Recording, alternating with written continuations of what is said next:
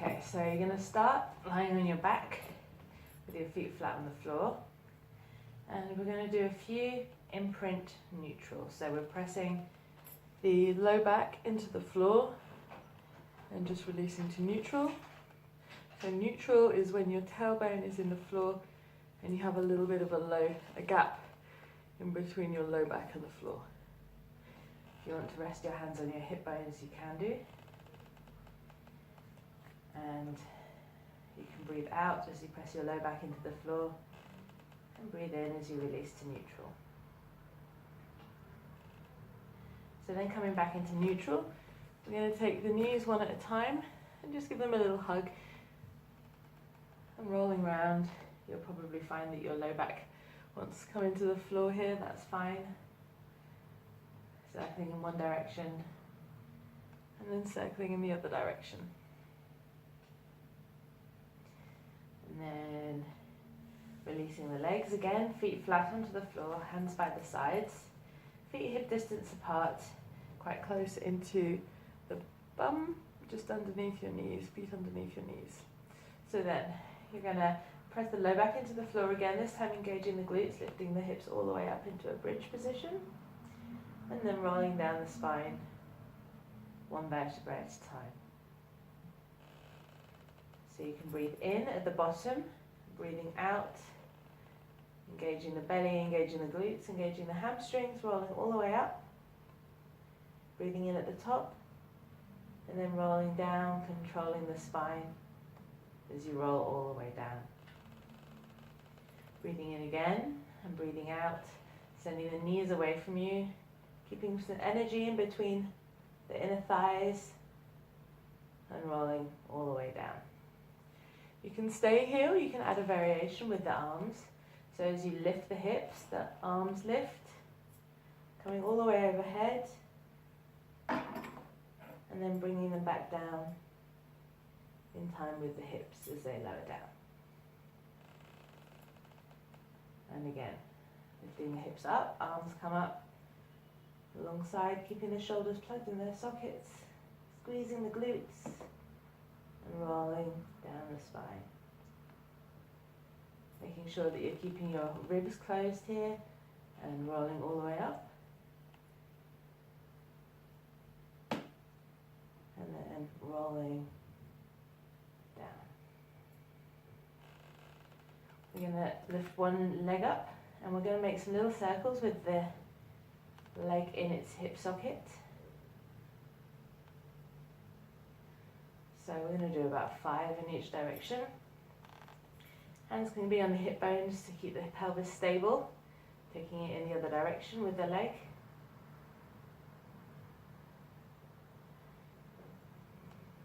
About 5 in the other direction too. And coming back to center, bringing that foot down, and then we're going to take the other foot up. Here you want to be really engaging the belly so that the pelvis stays nice and stable. Keeping control of the deep internal muscles, so pelvic floor, deep internal abdominal muscles. So you're just moving the leg, the femur bone in the hip socket. Let's take that one in the other direction for about 5. And these can be really small circles, keeping them slow and controlled as you go around.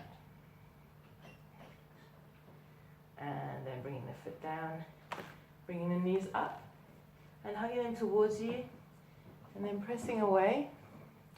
You can breathe out as the knees hug in, and breathe in as you press away. Breathe out and breathe in. A couple more times like this, pulling the knees in towards you, pressing them away, and last one, and press away. So keeping the knees in tabletop position, you can start with the arms by the side, and we're just going to drop one toe to the floor, tap to the floor, and come back up.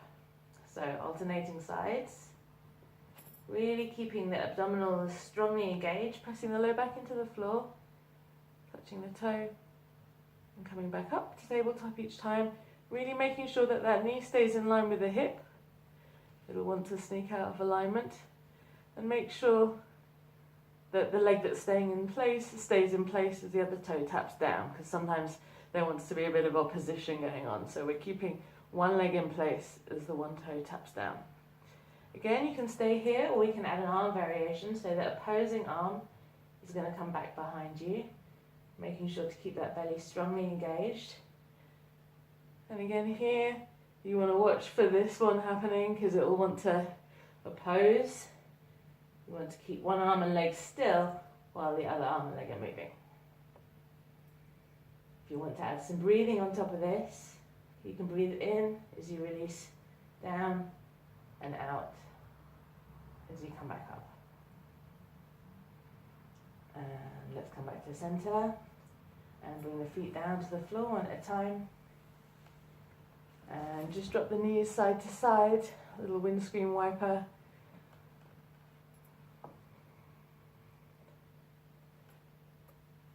And then come back to center.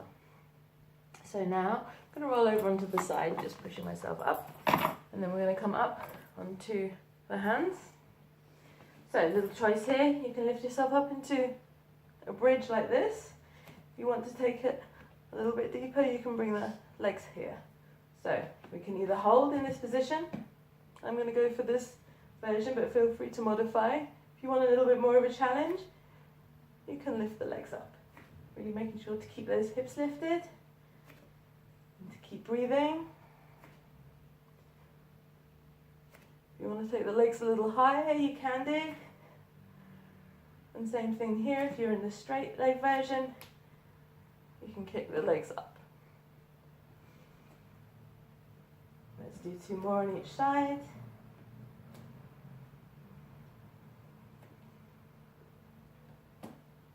And then gently lower yourself down. Just to finish with the twist, we're going to bring the feet flat on the floor again, arms out to the side, and then dropping the legs in one direction, looking in the opposite direction. And then come back to center. Head and knees in the other opposite directions. One more time each side.